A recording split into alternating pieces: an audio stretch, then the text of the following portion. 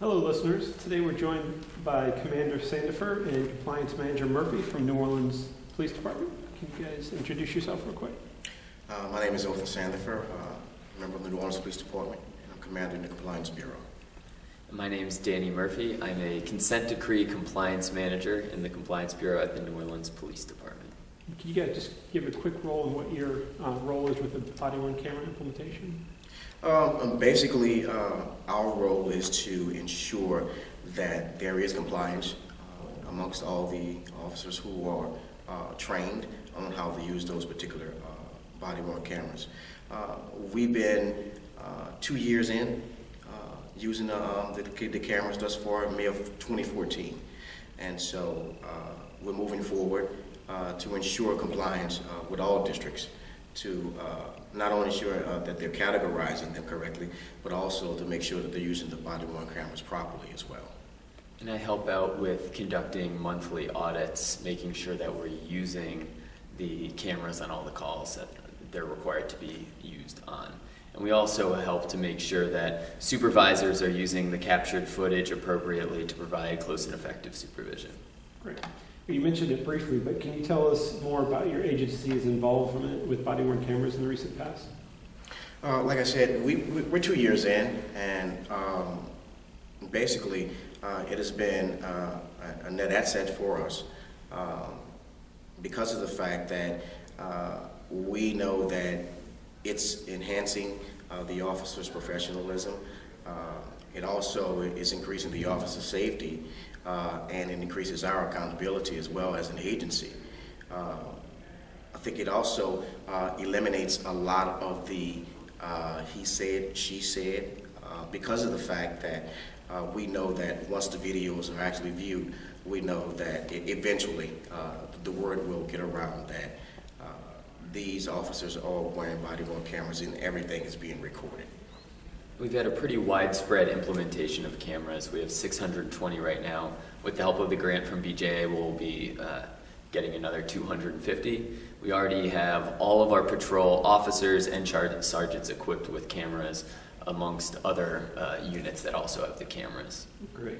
What do you see as being the greatest benefit of implementing body-worn cameras? You talked about that briefly.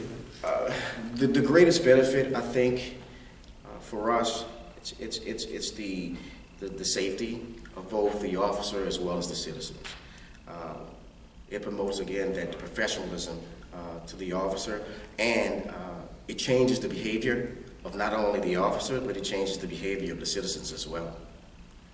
And I think we get some great, better confidence from the citizens in the community about what we're doing. We've had a few critical incidents over the past year, but since we have it captured on the body-worn camera, I think you haven't seen some of the same eruptions from the community that you've seen elsewhere.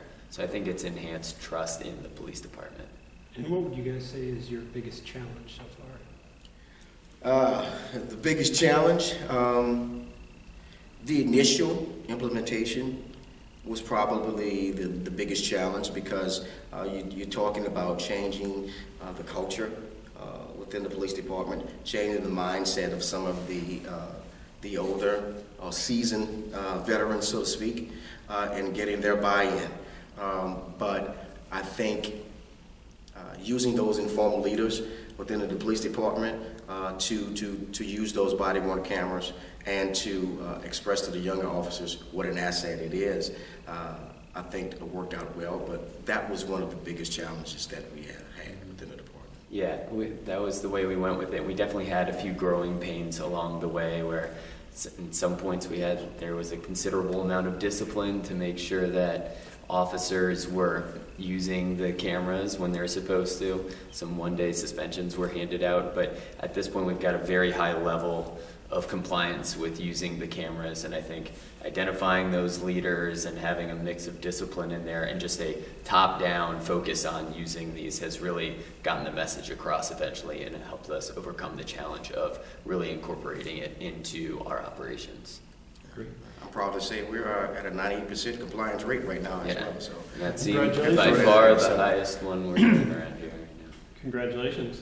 What tools or systems did you guys use in your pilot and the beginning of your implementation program?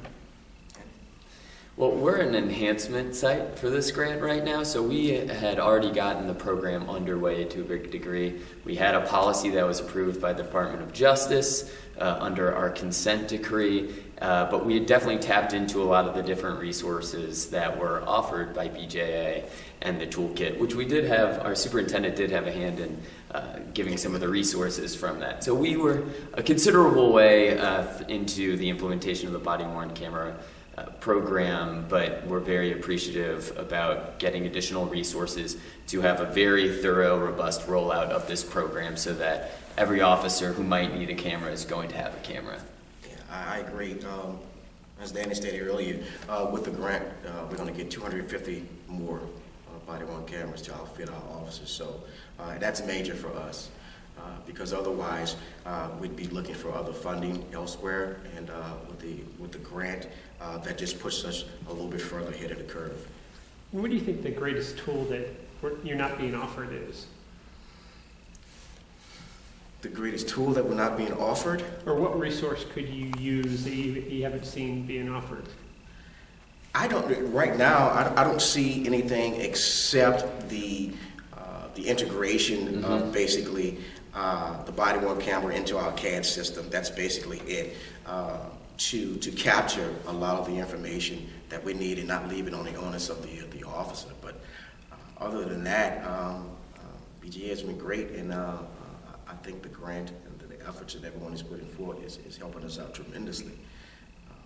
So I don't know how much you can help with that, but integration guidelines might be something that you might... Yeah, and part of that's on the vendors that people are using as well, where there just are some inefficiencies in the system right now, and it's not a perfect system in terms of it working every time, it being tagged correctly every time. So there's going to be progress over time where it's just more seamlessly integrated into everything that we're doing, and it's a more efficient process. But it's at a good point right now, but that's something to look forward to in the future, I would think. Well, great. Well, thank you for taking time away from the conference to speak with us. Thank you. Thank you.